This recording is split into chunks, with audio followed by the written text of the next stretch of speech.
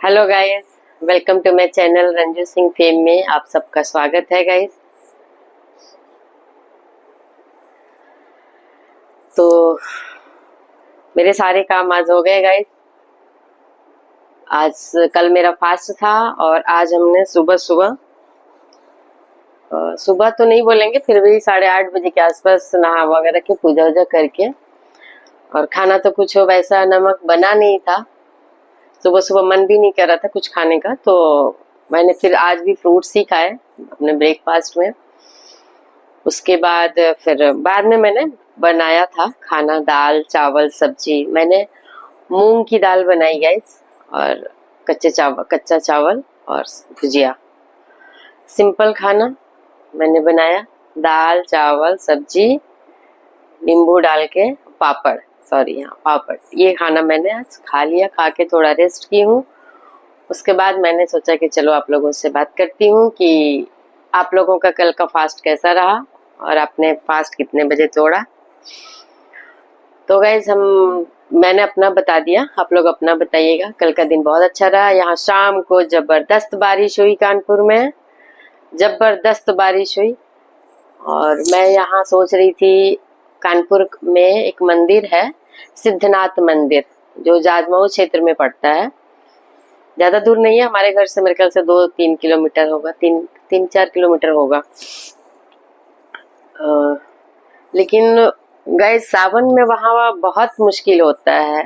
वहाँ पे जाके आप चाहो कि पूजा करके आ जाओ तो बहुत मुश्किल है, क्योंकि हमारे यहाँ जो आती है ना काम करने के लिए, उनके बच्चे, और वो खुद भी गई थी, कल 3 बजे गई थी गाइस और 7 बजे आई है।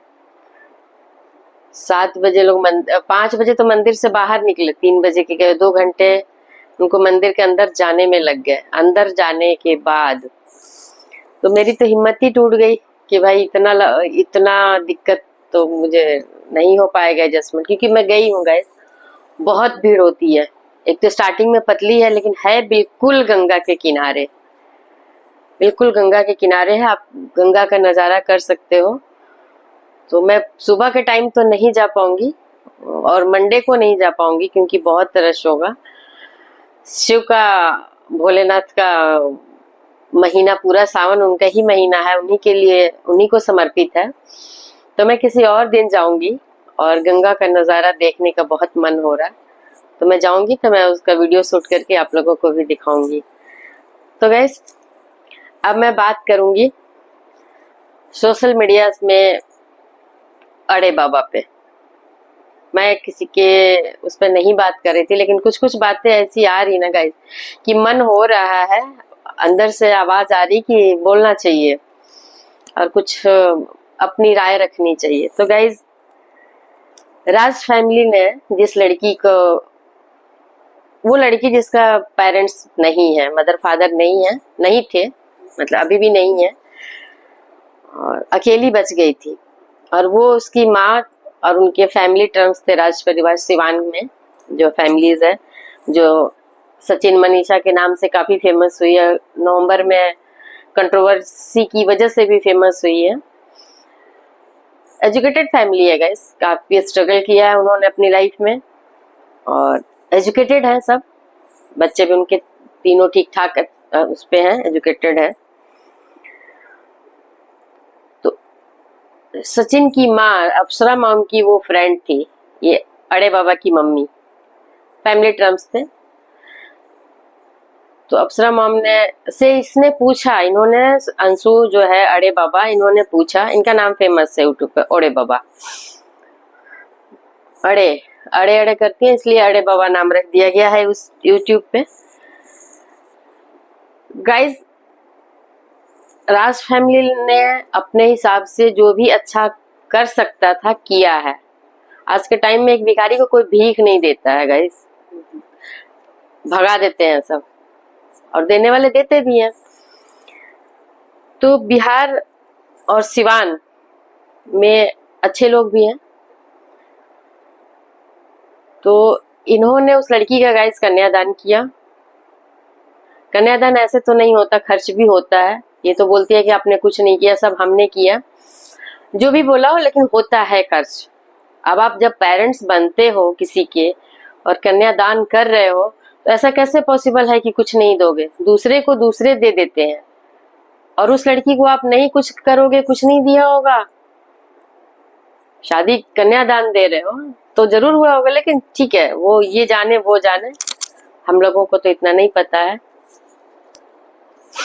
तो गाइस, अब वो लड़की को जब मैं कई ब्लॉग में उसको देखा और उसके लैंग्वेजेस सुने, जो बात करने का तरीका सुना, तो गाइस मैं भी शॉक्ड हूँ कि वो लड़की जो अपने आप को अनाथ कह रही थी, सिंपैथी कह लो, प्यार कह लो, एक इमोशनल कॉर्नर होता है इंसान में किसी के लिए, तो उनकी फ्रेंड की वजह से उसके लिए इमोशनल कॉर्नर होगा, तो उन्होंने किया, ठीक है, दैट्स इट, तो हो गया।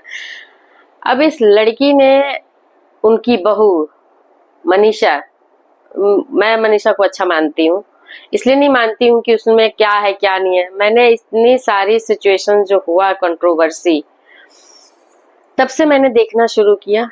कभी भी वो किसी को नहीं बोलती है उल्टा, दुख किसको नहीं होता, गुस्सा किसको नहीं होता, चींटी को भी आप दबा दोगे तो काट लेती है, लेकिन फिर भी वो लड़की ऐसी है कि किसी को नहीं बोलती है। कुछ तो उसके में अच्छी बात होगी, जो पूरी फैमिली उसके लिए खड़ी रही, अपने बेटे के लिए ना खड़ी होकर बहू के लिए खड़ी रही। उस समय इस लड़की ने उसके खिलाफ वो दिया, बयानबाजी की, सलाह दिया मनीषा के हस्बैंड, मैं यही बोलूंगी, मनीषा के हस्बैंड को सलाह दिया कि जिस लड़की से तुम्हारा अफेयर है, जगत दीदी से, वो मुझे अच्छी लगती है, उसी के साथ कर लो, रह लो। अब ये बताइए कि ये बात सुन करके किस लेडी को अच्छा लगेगा?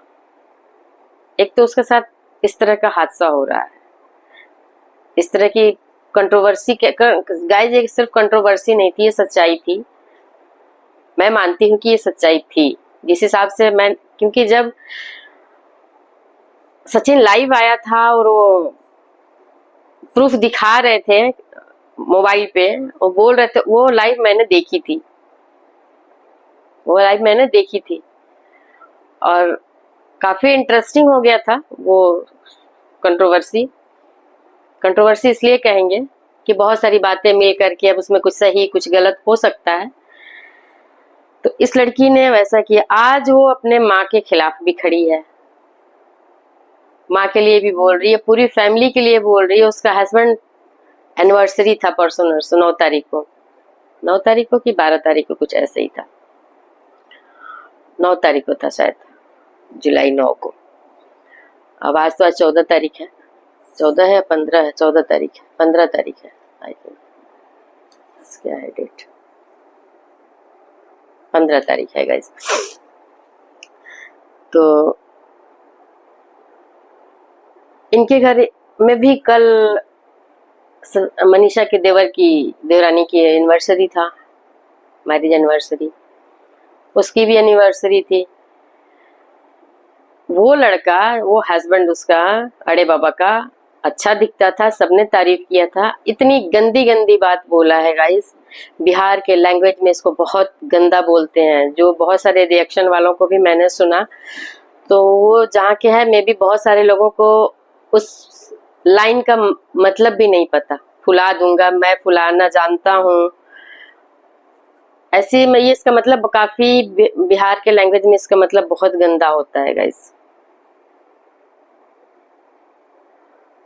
तो लोगों ने तो बोला पहले अपने बीवी को फुला, गाइस प्रेगनेंसी टाइप चीजों को लेकर के वहां पे बोलते हैं सब कुछ ऐसा।